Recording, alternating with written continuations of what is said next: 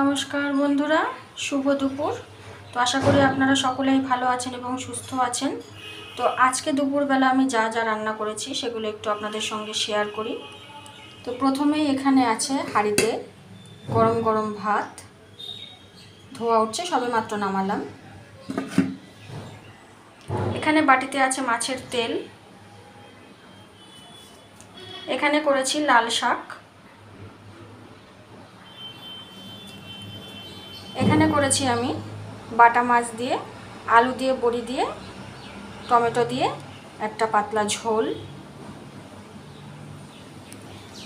আর সবশেষে এখানে আমি করেছি দেশি জাপানি পুঁটি মাছের ঝাল সর্ষে পোস্ত। মাছটি বিশেষ বড়ই ছিল, আর মাছটি ভাজার সময় দেখলাম বেশ তেল ছেড়েছে। তো এগুলোই ছিল আমার আজকের দুপুরের মেনু।